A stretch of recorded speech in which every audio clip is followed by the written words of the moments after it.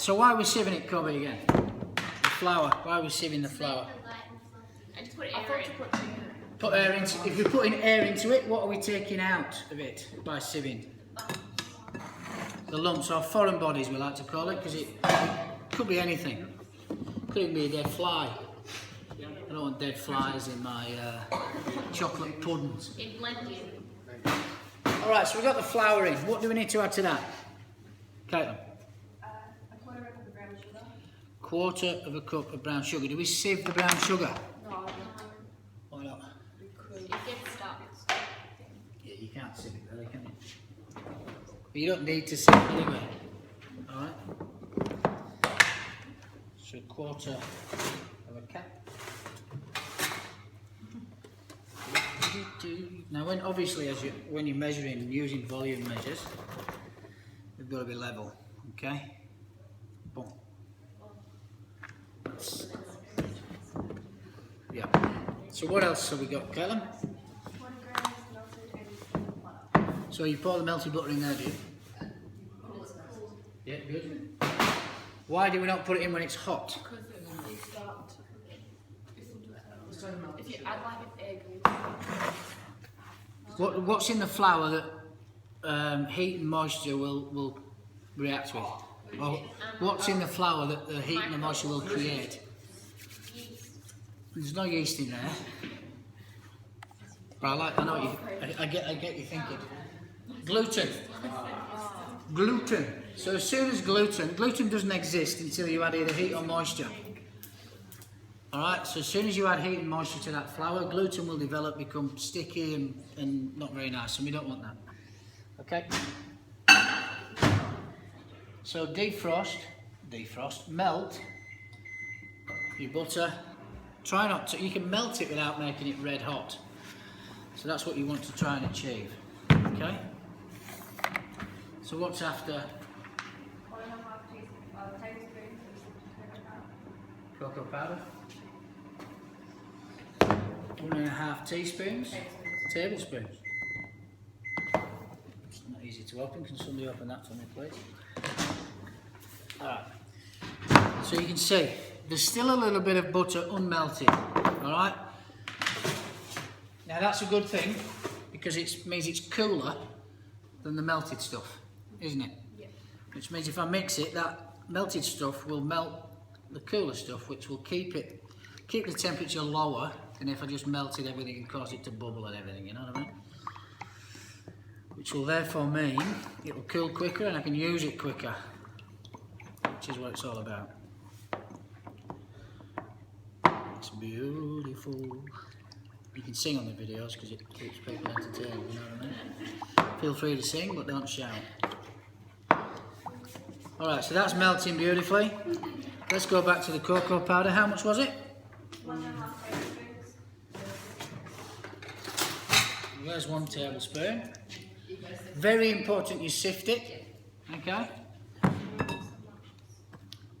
And what cocoa powder does in cakes and things like that is make it really dry, okay? There's 1. So you often use less flour or more liquid when you use this because it just absorbs moisture like a sponge and it makes everything really dry. 1.5, beautiful. Hence the reason measurements are very important when you're using anything, but particularly this. What's next? Okay.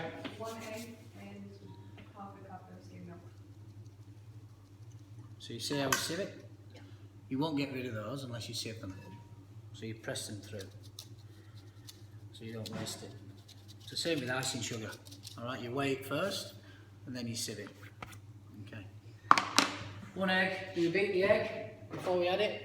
Or does it matter? Look, it's going to be beaten up I think in the end, so it doesn't really matter. But we'll do it anyway. I know it's making more washing up.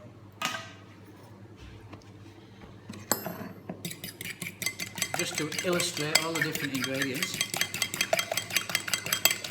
And what do you think the egg is going to do to the mixture? Why is it in there? Pardon? It does hold it together a bit, yes. What else once it's cooked or whilst it's cooking and the finished product, what's in the middle? nice, soft, moist, rich sauce. Okay, and that the richness will come from the egg and the butter. Okay, because the butter will help bind as well. Sweetness from the sugar. Where's the structure going to come from for the cake? Egg and flour. Yep. Beautiful. And a little bit of the sugar as well will help in all the structure. Okay, what's next? Skim milk, how much? Half a cup. It's easy if you read it to me. Then I don't have to read it. Half a cup. Third. Half. Where's that going? Straight in? That's cold. Okay, so it won't develop any gluten in the flour. Beautiful. Is that it? Alright. And how are we mixing it together? Can somebody get me a stick blender from down the back there, please? Let's go stick blender it, eh? And while Fatouche's at the stick blender, I'll get the...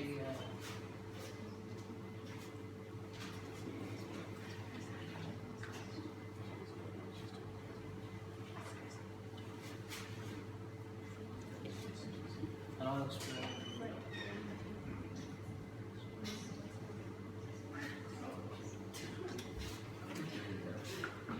So you can do this in a food processor or with a stick blender. It's just nice and beautiful when you do that. Oil.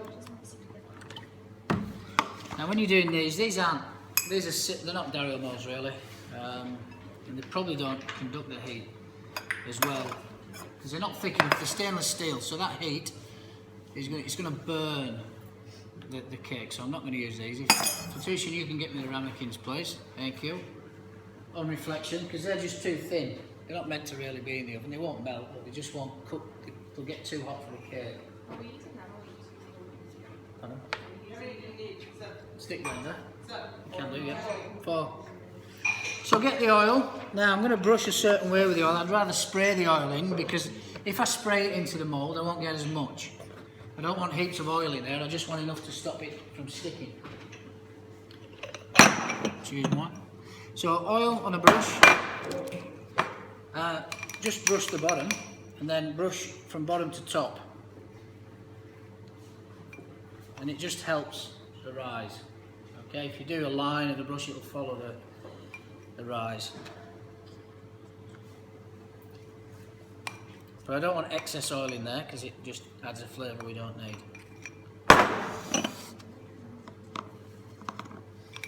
So you can do the bottom, but straight lines from bottom to top. You do this for soufflés. You made soufflé anyway? No one made a soufflé? Beautiful things. Beautiful. Who does? My dad. Are they good? Do they rise and stay risen? Ah, okay. So just brushing up, bottom to top. This is probably one job for someone before you mix and share the jobs. Beautiful.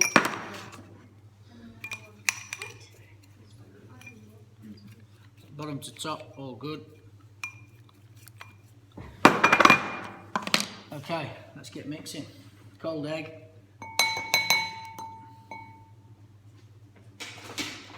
That butter should definitely be cold now. Make sure you get everything in.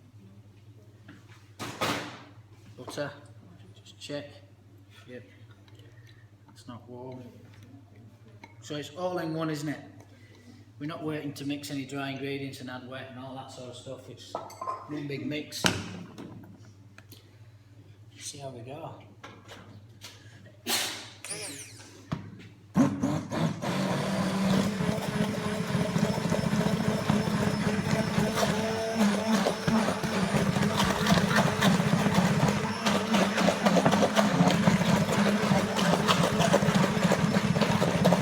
See how it gets nice and thick. Big cake batter. Alright, so how long does it take to cook for? 18 to 20 minutes. We'll watch that because it can vary on the oven, but I'll show you what you need to look for so that whenever you cook and whatever oven you use, you know the sign for when it's ready.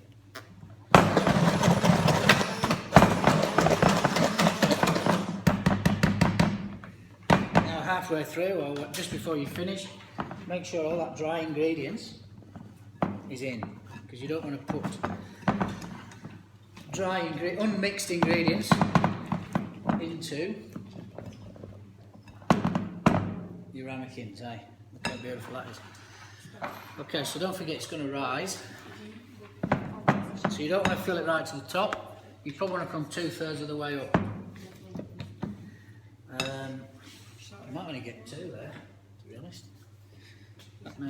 Alright, so once you're happy with the grease, because you don't want them to stick, it'd be nice to turn them out if we could as well. Alright, stop there, 2/3. These are big ramekins, hence the reason we probably needed to use small. Stop just before, okay, and that little bit in there.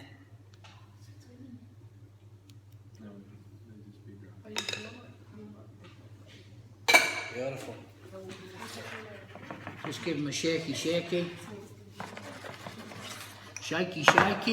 We don't need those two. I'll clean that up in a second. Right, I'm going to go and put those in the oven. We also need a sprinkle something. Yeah. Pardon? You need to combine half a cup of sugar and 1 tablespoon. Yeah, and sprinkle it on top. Yeah, well, you don't have to. You can do that if you want to, but today I'm not gonna. It's just a sprinkle on top. But thanks, Rosie. Only because we haven't got the time. I need you to get on with this.